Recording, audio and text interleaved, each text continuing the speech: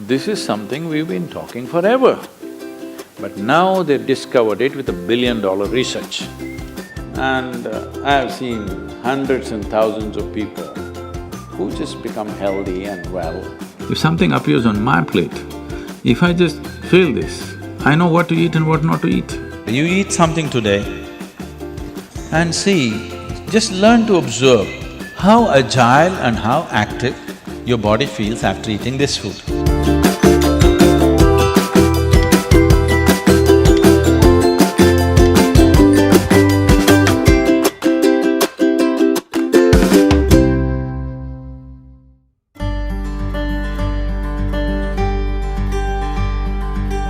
The simple thing right now that's a rage in the world is, if you come to our ashram, all the people there who are physically immensely active eat 10 o'clock in the morning, 7 o'clock in the evening, 2 meals.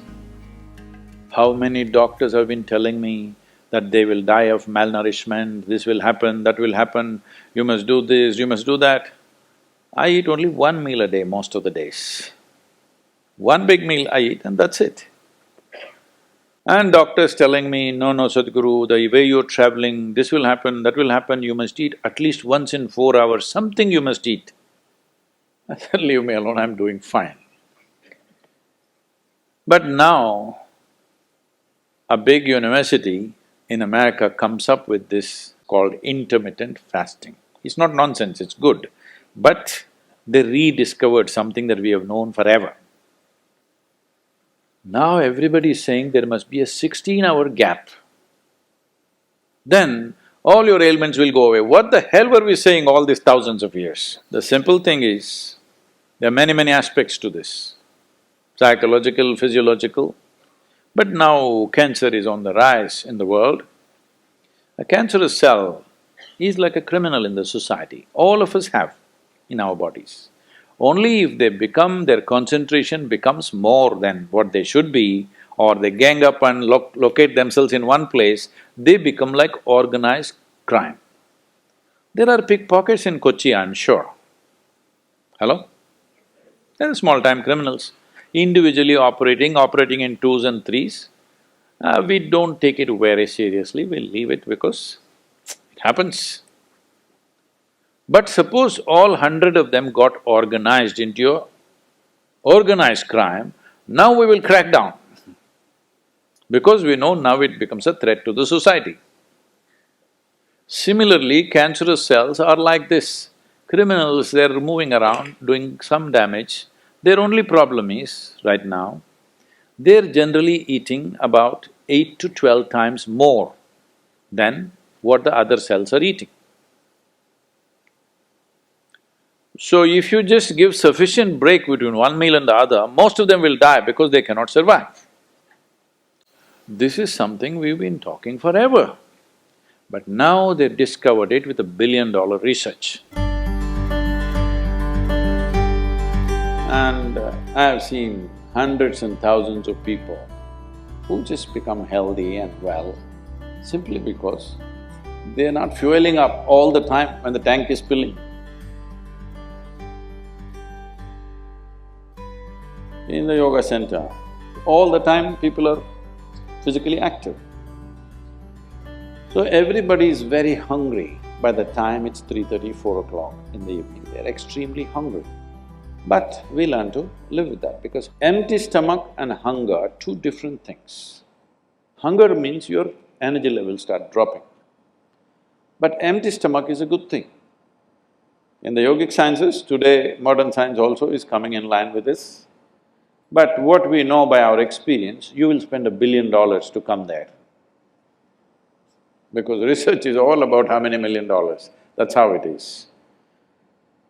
Your body and your brain works at its best only when your stomach is empty.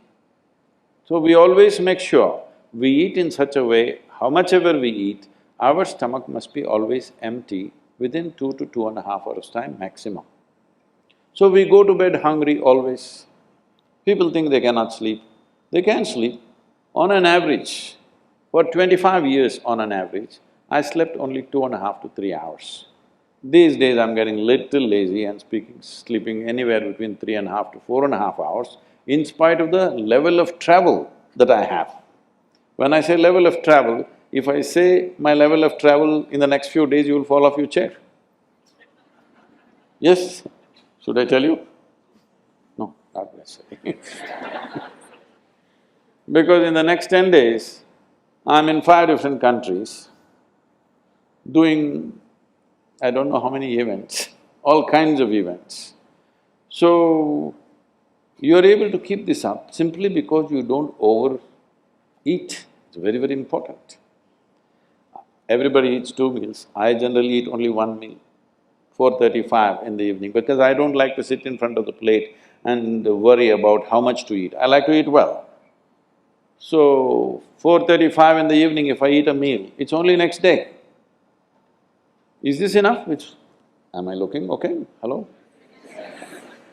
Because any correction and purification that needs to happen in the body, your stomach needs to be empty. It's very, very important. Otherwise, the purification on the cellular level will not happen. You pile up things and then you have all kinds of problems.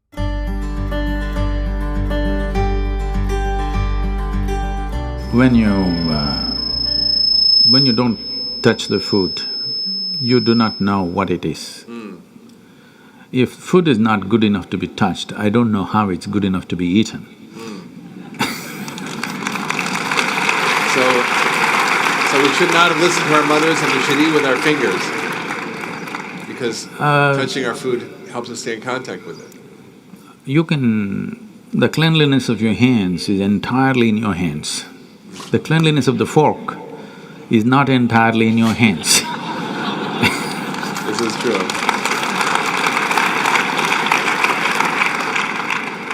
And nobody else but you have used these hands. So, there is an assurance as to how clean or not clean it is right now. The fork, you do not know who's used it, how they've used it, for what they used it. And all they have to do is wipe it with a tissue and give it to you and it looks pretty clean. Above all, you don't feel the food. The first thing that's been taught to us is, if food appears in front of you, to hold your hands upon the food for a few moments, just to feel how the food is. If something appears on my plate, if I just feel this, I know what to eat and what not to eat, what I should not eat. I don't taste it and then reject it, I just don't eat. Because my hands are the first level, not tasting in the sense the tongue tastes, but knowing the food. First thing is knowing the food. You want to know a person, you guys go and shake their hands. I'm usually avoiding that, but That's a good strategy. But the food that's going to become a part of you, first thing is your hands. Even if you physically don't touch it, just being conscious and being there, it clearly tells you how the food will behave within you. Whether this particular food on this particular day, should it go into you or not, because every day your body is not the same thing. Every day, every moment it's different. If you feel the food, you just know whether this food has to go into you on this day or not. If that much awareness is brought in, we don't have to go on telling people what they should eat. Every meal they must decide what they should eat in that meal. There is no one prescription that this is what you should eat for your life. That will feel too claustrophobic, that only this I can eat.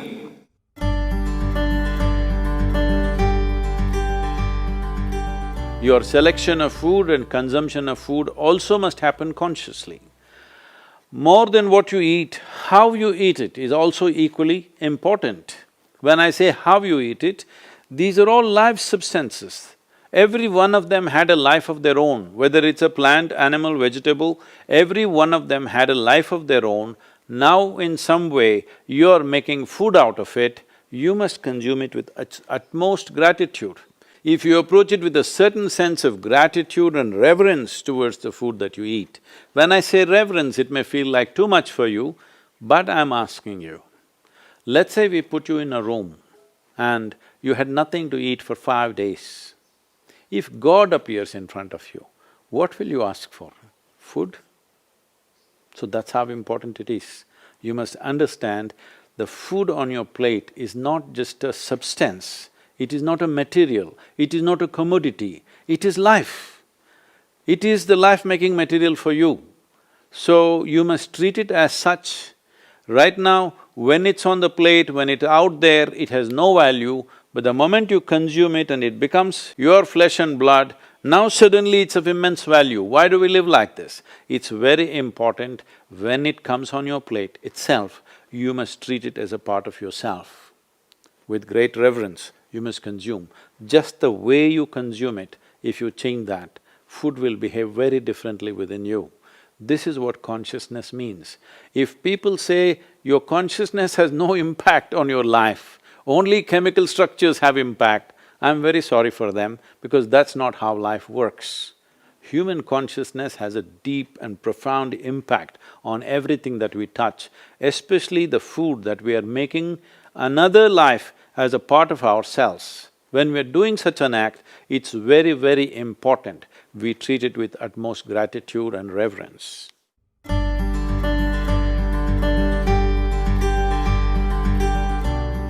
I want to tell you, there is no such thing as good habit and bad habit. Habit means you are functioning unconsciously. If you are functioning unconsciously, that's a bad thing because the whole thing about being human is we are capable of doing things consciously. That is the beauty of being human, that we can do everything consciously. What an animal does unconsciously, we can do the same thing consciously. We can eat unconsciously or we can eat consciously. We can breathe unconsciously or we can breathe consciously. Everything that we can do it consciously. The moment we do something consciously, suddenly that human being looks very refined and wonderful. Just because somebody walks and speaks consciously, doesn't he become a beautiful human being? Yes or no? That's all. So why is it that we are trying to develop habits as if there's a good thing? Habit means fixed realities where you don't have to think. You get up in the morning and it'll happen to you. No, don't try to automize your life. That is not efficiency, that is the efficiency of the machine. This one is supposed to function intelligently and consciously. Nobody is expecting it to function like a machine. So, about food and stuff, food must be suitable for the body that we eat for. It is for the body. This is a building material for this body, the food that you're eating. What is the appropriate food? Unfortunately, it's all messed up right now. Traditionally, we ate very sensibly in this country, but these 1,000 years of innovations have brought other kinds of food cultures, and today the national diet is pizza or pasta. What is it? Which is one? I don't know. Both were competing. So, we are losing our sense about food. It's definitely time to look at what is the most suitable thing. If I go into that food, it's a very long process, but you must experiment with food, not just by the tongue, but by the body. You eat something today and see, just learn to observe how agile and how active your body feels after eating this food. If it feels like it wants to go to the grave, that's not good food. If it feels like it wants to be alive after eating this, except coffee, because that's a stimulant. If you eat food and your body feels very agile and alive, that means it's good food, body is liking it. If you eat something, it feels dull, that means it's not liking it, it's having difficulty with it, that's why it feels dull. So just on this basis, there's a much… this is a very simplistic way of putting it.